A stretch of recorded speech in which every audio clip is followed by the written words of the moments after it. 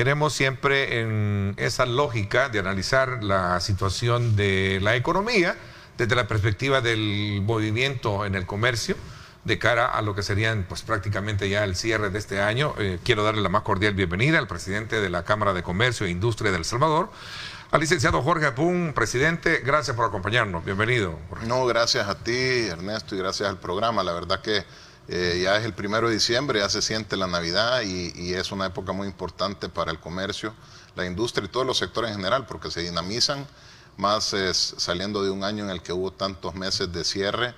La recuperación económica depende mucho de este diciembre. Hablar de dinamismo en el comercio es obviamente sinónimo también de valores agregados como el tema de empleo. Sí, por supuesto. Mira, te voy a compartir algunos datos importantes del gran trabajo que han estado haciendo las empresas en relación a empleo. El año pasado habíamos tenido pues obviamente una gran caída en el empleo por la pandemia y el encierro total. Y en agosto de 2020 el sector privado tenía 628,000 colaboradores en el sistema de seguro social. Ya para este año tenemos 688,000, que es un crecimiento de 60,000 empleos de agosto de 2020 a agosto de 2021. Hay un pequeño número porque la caída había sido como de 60,000 en el sector privado que no se ha logrado recuperar, pero el sector público sí ha crecido en empleo casi 8,500 empleos, ¿verdad? De agosto a agosto. Entonces, hay una franca recuperación. El sector privado está liderando la recuperación económica junto con las familias. Las remesas han sido muy importantes. Y bueno, el trabajo ahorita es visualizar el ahora, el próximo mes, y también empezar a proyectar a los socios hacia 2022 y 2023, porque la tendencia, por ejemplo, en las remesas ya se está nivelando, ¿verdad? Ya no hay unos crecimientos como en abril de 100%, sino que ya en septiembre el crecimiento de las remesas fue de un 5%, que es usualmente lo que ha venido creciendo. Pese a los inconvenientes, llámese pandemia u otro tipo de políticas de incentivo para sectores como el que usted representa, Jorge, ¿es un año positivo entonces? La verdad que sí, porque el año pasado la economía decreció 8% y la expectativa era que nos íbamos a tomar aproximadamente 2 años recuperar ese decrecimiento, pero en realidad lo estamos logrando en 1 año. Aquí tengo, por ejemplo, un dato que es diferente al porcentaje de crecimiento del PIB, que es el IVAE. El índice de volumen de actividad económica al año pasado había bajado un 9,1% y este año es un 10,5% positivo. Entonces, prácticamente está recuperando lo que se perdió el año pasado y creciendo un poco, ¿verdad? Y eso es positivo porque ya, digamos, te nivelás y estás un poquito mejor que 2019. O sea, como economía macro. Ok, pero ya como sectores en particular, como ¿de qué podemos hablar? ¿De estados deprimentes o mucha expectativa también con una serie de políticas que hemos estado viendo de carácter subsidiaria que ha estado estableciendo el gobierno a través de Bandesal y creo que otras instancias, ¿no? Eso que acabas de mencionar es bien importante. Te voy a compartir la expectativa o lo que está pasando con los socios. Okay. Bueno, impacto de la pandemia, hicimos una encuesta hace 2 meses, está bastante similar a lo que estamos platicando ahorita con los socios. La micro, pequeña y mediana empresa aún no recuperan sus ingresos en comparación con 2019. El 40% dicen que no tienen, que no han mejorado sus ventas. El 25% reportan que han bajado sus ventas contra 2019. Y pues el resto pues están obviamente mejor. Lo que estamos viendo son como 3 realidades, ¿verdad?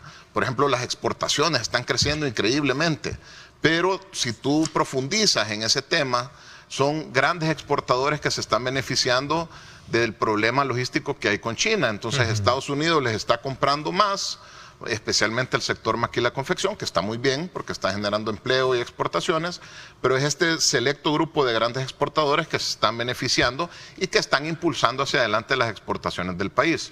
Digamos que esa es una realidad.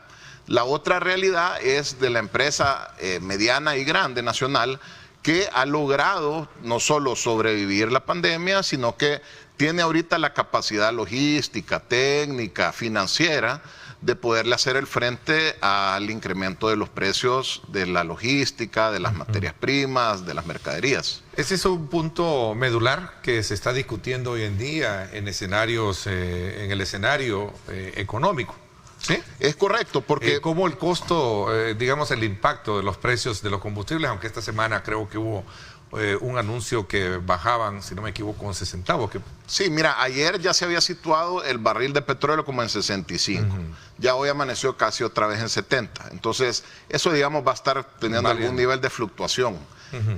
Lo bueno es que pues no siguió su tendencia hasta 100, por lo menos pero como hasta se ha ahorita. visto, ¿cómo se ve esto impactado en el tema de precios? Porque ahorita hay una inquietud mucha que expresan algunos economistas y también la población misma sobre el encarecimiento del costo de algunos productos. Es correcto. Y especialmente básicos, ¿no? Es correcto, pero antes de entrar a eso, lo que te comentaba, o sea, el grande exportador tiene una realidad. El mediano y grande que ha logrado moverse tiene otra realidad, pero el chiquito es el más afectado. Porque ¿qué pasa? Lo que estamos hablando de la inflación. Un contenedor de China, digamos, de $20,000 de mercadería, costaba $5,000 traerlo de flete. Hoy vale $20,000 de flete. Sí. Entonces el chiquito no tiene dinero para traer esa mercadería y al final está siendo más afectado. Entonces sí hay un nivel de escasez, pero la tasa de inflación real a octubre es de 5.5, moderada, que es manejable. Es manejable. Es manejable, sí. Siempre hemos andado en ese nivel. Así es. A ver, Jorge, este tema de el abastecimiento, el tema de los suministros, ¿es una realidad o es verdadera, o hay, digamos, o es un acto especulativo del mercado? Voy a hablar de eso cuando regresemos, porque yo creo que es importante. Hay muchas inquietudes de personas que están mostrando su preocupación con relación al tema de los suministros. Usted decía, ahora el flete de China se ha elevado en un 400%. Es correcto. Del valor real. Y entonces, ¿cómo esto impacta en la economía, digamos, doméstica? Así. 7:31, gracias por estar con nosotros. Regresamos.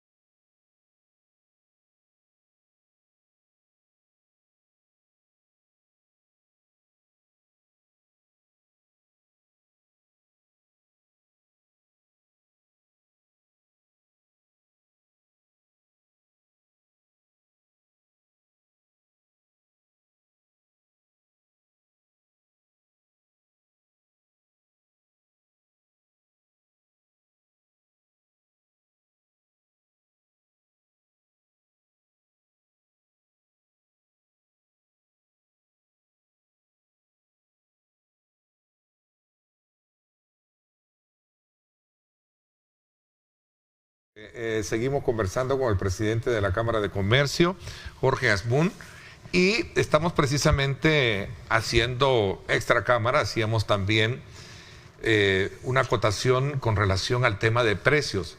que implica para un empresario, bajo la categoría de gran empresario, mediano empresario y en este caso, digamos, como el microempresario, ¿no? Que son realidades diferentes. Desde ahí parto. Pero el punto medular es el tema de si es crisis o es demasiado especulativo el tema de suministro. No, definitivamente es una crisis, porque muchos, especialmente los chiquitos, no logran conseguir ni siquiera puesto en un barco, ni siquiera un contenedor. Entonces, si tú sos un importador pequeño, por ejemplo, del centro, que traes un contenedor al año y el año pasado tenías que pagar $25,000 para traerlo, ahora, si es que consigues espacio, vas a tener que pagar $40,000 por exactamente la misma mercadería. Entonces eso requiere mayor capital de trabajo, obviamente eso es un incremento en el precio del producto que has traído porque el transporte, el flete subió y eso es lo que va generando ya sea un desabastecimiento o un incremento en los precios.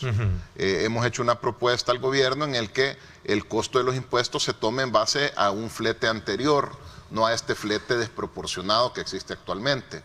De hecho ya en Honduras, por ejemplo, ya es ley. Ya en Costa Rica ya está en el Congreso, en Guatemala está en estudio, entonces es bien importante que se tome esto a consideración porque va a ayudar a que la micro, pequeña y mediana tenga una posibilidad mayor de lograr superar este problema y se traslada una inflación menor al público. Es decir, no es entonces un mito, es una realidad. Sí, es una realidad y de hecho... Ahora, pero el punto es que podríamos llegar, y no quiero ser ave de mal agüero acá esta mañana, mucho menos ser un apóstol de la desgracia, ¿no?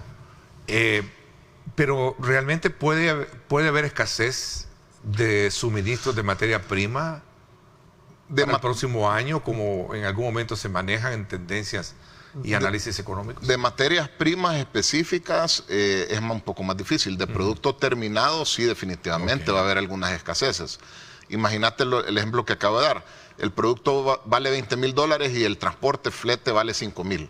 Pero ahora el producto vale $20,000 y el transporte flete vale 40 o 25. Entonces ya no tiene sentido traer ese producto. Por eso nosotros le estamos dando bastantes recomendaciones a los socios y a los no socios en nuestros diferentes webinars.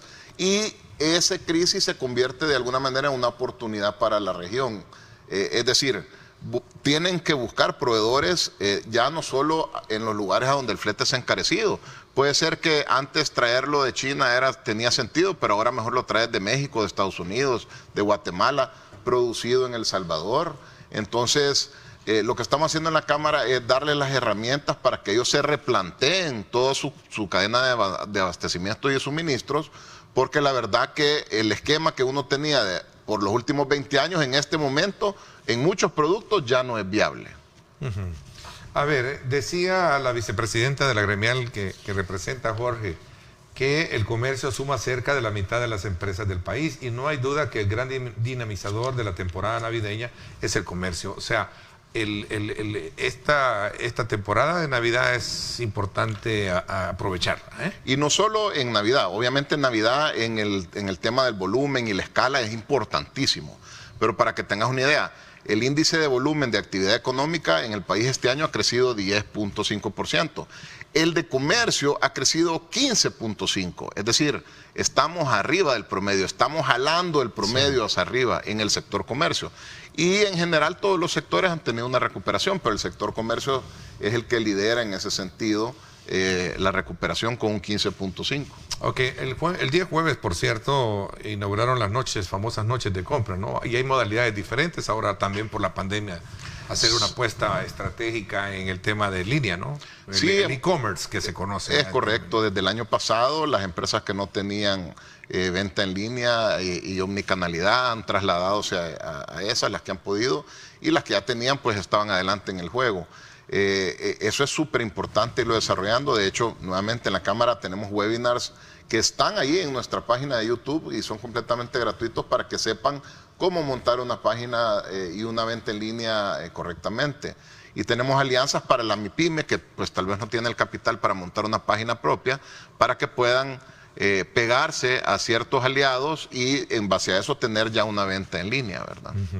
Ha sido una experiencia positiva entonces. De hecho, basta, digamos, poner en práctica lo que uno hace, a veces comprarlo y ahí inmediatamente llega. Sí, y hay diferentes opciones. Lo puedes comprar y que te lo manden a dejar, lo puedes comprar y recogerlo en la tienda, etcétera. Lo que nosotros siempre hemos dicho es que no nos preocupemos, sino que ocupémonos, pongámonos a trabajar, veamos cuáles son los retos, claro, identificarlos claramente, pero cuáles son las oportunidades o las acciones que tenés que tomar.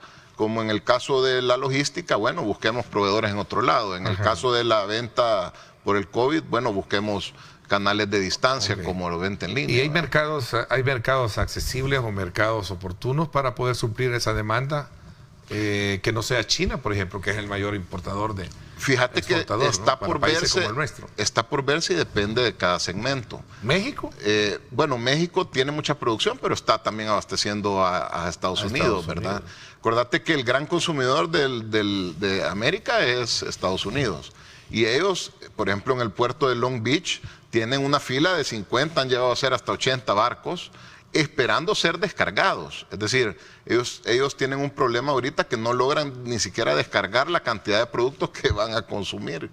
Entonces, mucho de eso está entrando desde México, ¿verdad? Entonces, sí va a haber, como ya se está viendo en El Salvador, un crecimiento en las exportaciones de todos estos países hacia Estados Unidos, porque simplemente desde China ahorita no logran ni siquiera descargar todos los contenedores que están esperando. Ahora, y hay otro elemento también, en el caso, hablando muy en particular del mercado estadounidense, que la mano de obra para poder mover esa carga como traileros, creo que también ha habido un problema. Recientemente veía un informe que proporcionaba Univision, en la que sí verdaderamente se requiere de mucho para poder de alguna manera sacar toda esa demanda que tiene Estados Unidos con sus contenedores, ¿no? Sí, estamos hablando de una realidad que no puede escapar a un país como el nuestro, que depende mucho de la importación. Es correcto, y no solo en ese tema tienen problemas. O sea, en realidad yo hablo con algunos amigos de Estados Unidos. De hecho, tenemos una reunión de la Federación Centroamericana de Cámaras de Comercio y de Latinoamérica en unos días allá. Y hay muchos sectores en Estados Unidos que no consiguen mano de obra. En ese sentido, Estados Unidos ha sido un amigo de El Salvador y está haciendo este programa de visas temporales para que la gente vaya a trabajar a Estados Unidos, tenga un salario muy bueno y pueda después regresar aquí a su casa. Estados Unidos, con toda esta, digamos, relación un poco crispada que ha tenido con el gobierno actual,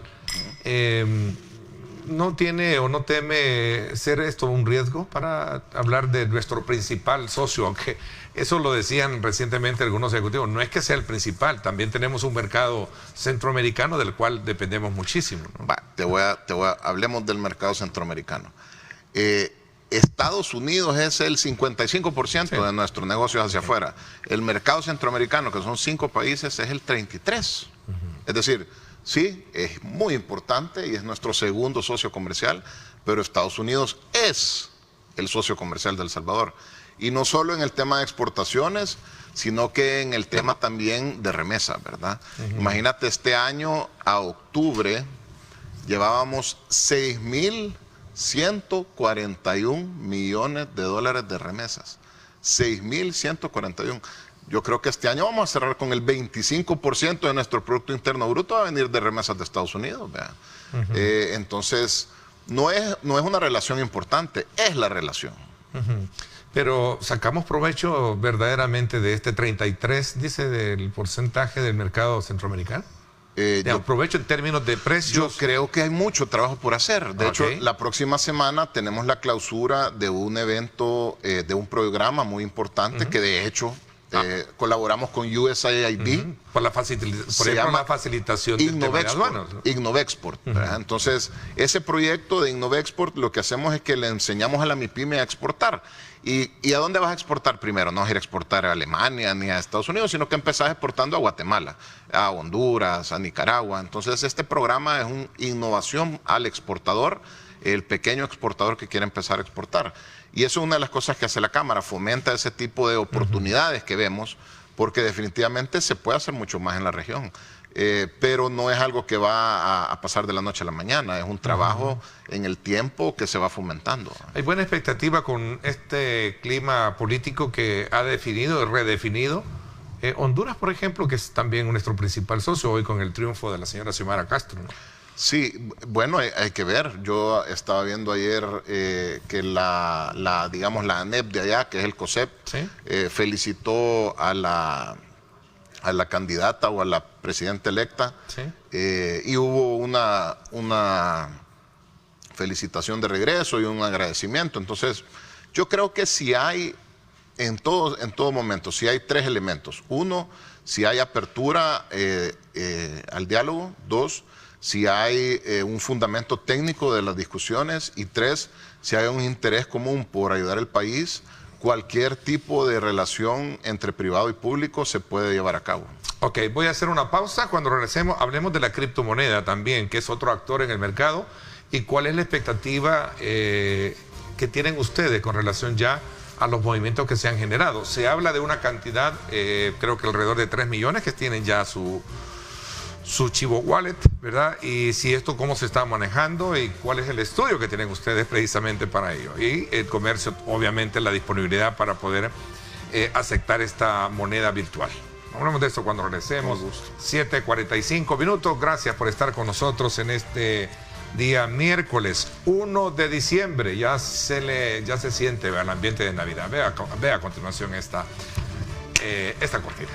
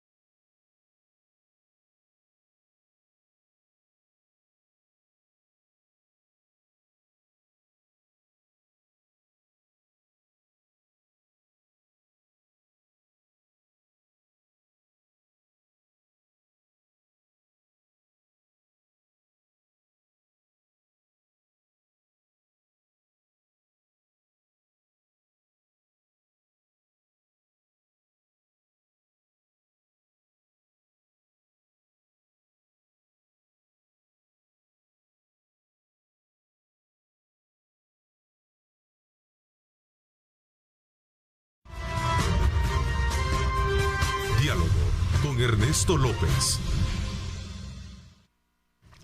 A días de haberse implementado el Bitcoin como moneda de curso legal y secundado por una serie de actividades de promoción, ¿cuál es la expectativa o valoración que tienen ustedes sobre el uso de esta criptomoneda?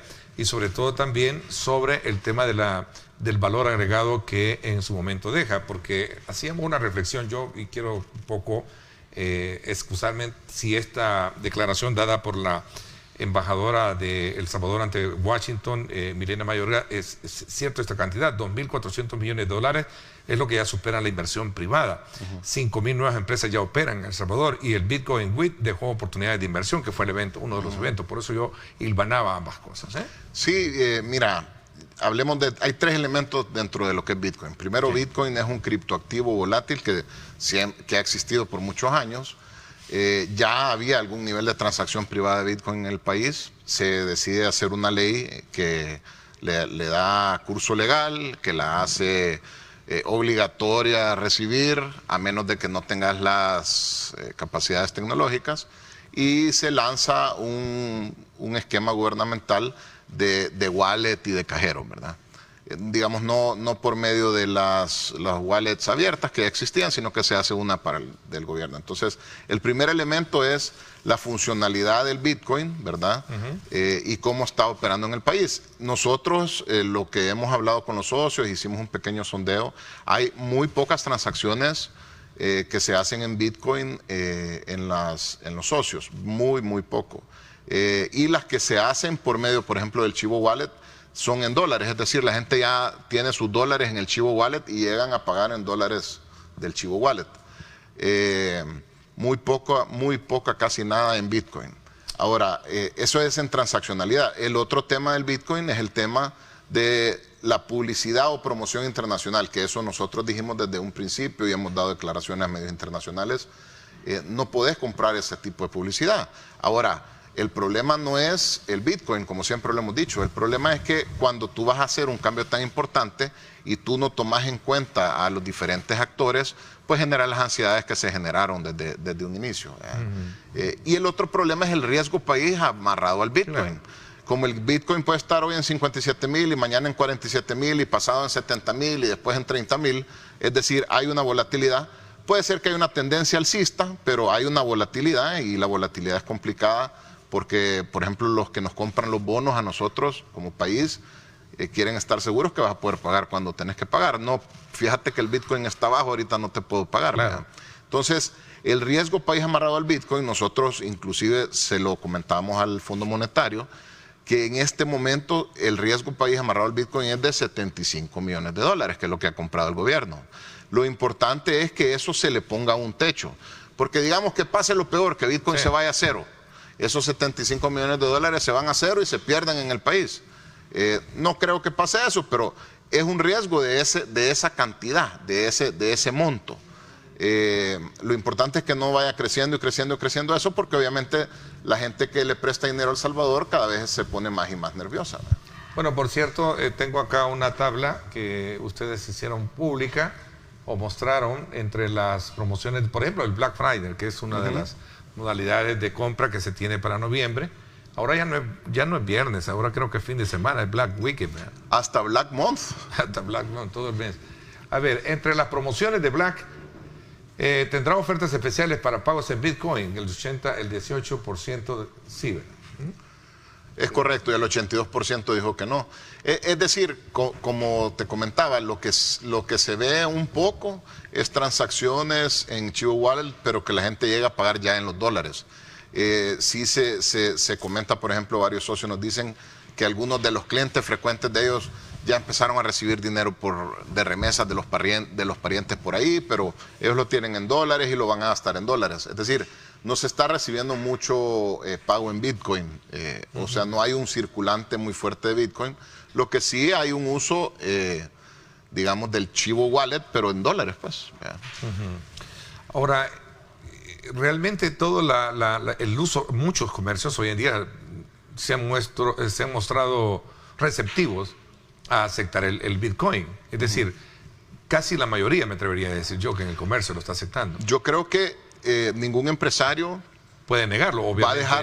Primero, por ley hay que recibirlo, pero yo creo que todos los empresarios siempre estamos buscando una manera de ampliar los servicios y los negocios. Y si un cliente quiere pagar con esa modalidad, lo que deberías de tener tú es la opción de quererla aceptar o no, ¿verdad? Como la tarjeta de crédito. Hay mucha gente que tiene tarjeta de crédito o débito y es la opción del comercio recibir ese pago o no, ¿verdad? Sin embargo, pues lo ideal es tratar de ir ampliando los servicios para no perder esas ventas, ¿verdad? A ver, Jorge, para ir un poco concluyendo con este balance que tiene la gremial con respecto al cierre del ciclo económico del país comercial, ¿cuáles son aquellos factores que han golpeado? Por ejemplo, el tema de la delincuencia, ¿cuál es la lectura que ustedes le dan? El gobierno sostiene que cifras importantes sostienen que el país ha mejorado grandemente en este factor que a lo largo de los años atrás, cuando hemos abordado con otros funcionarios, con otros ejecutivos de gremiales como las de ustedes, siempre han dicho que es uno de los principales golpes que tiene el tema, por ejemplo, en particular, relacionado con las extorsiones. ¿Cuál es la valoración que hacen? En efecto, la última encuesta que le hicimos a socios, a donde preguntamos cuáles son los factores que más te dañan y te afectan. El número 1 era el tema de seguridad, amarrado a extorsión. Ahorita al cierre de año vamos a hacer una encuesta mucho más profunda para ver exactamente a dónde están los problemas y hacerle un planteamiento al gobierno de algo que ya se tuvo en el pasado. Había una oficina de reclamo de extorsiones y se manejaba en coordinación de una manera, había un intercambio de información muy importante que generaba resultados. Entonces, yo creo que eso es importante. Ese es el problema número 1. El problema número 2 es la competencia desleal.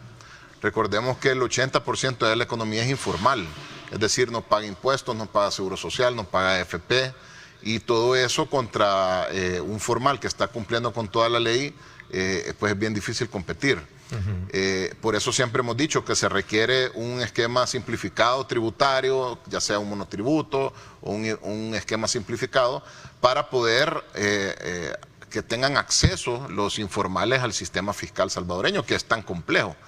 Y ahorita, por ejemplo, se pasó una ley en la Asamblea que genera aún más competencia desleal, que es la de las compras logísticas en línea internacionales. O sea, una persona que vende en línea con su empresa en Guatemala va a ser más competitivo en El Salvador que una empresa en El Salvador.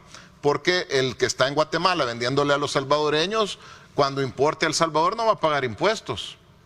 Pero las empresas salvadoreñas sí pagamos impuestos. Están en desventaja. Es una competencia desleal. ¿Es esta la denuncia de este día o ya hicieron el reclamo? No, claro, ya lo hicimos por escrito, se envió a la Asamblea, lo he mencionado en otros medios.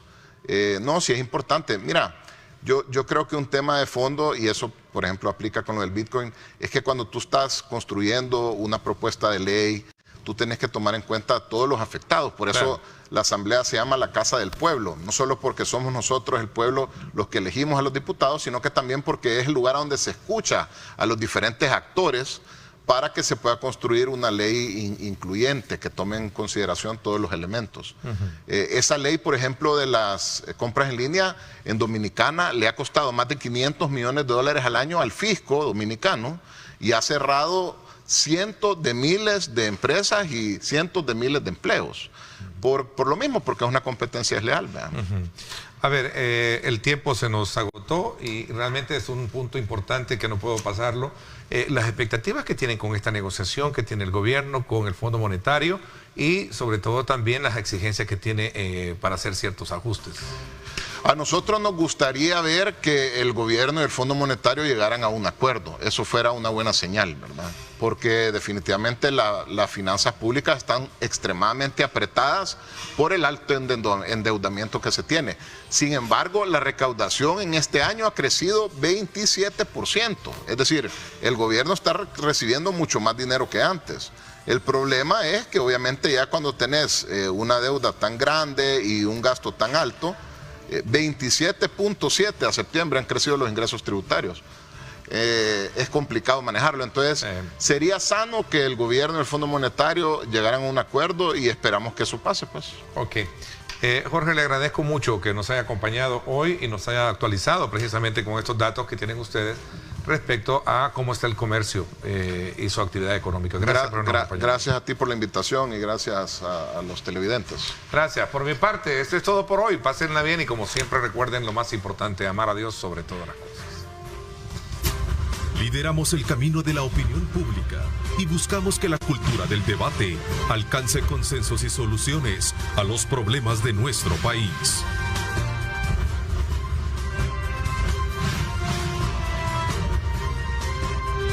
Diálogo con Ernesto López.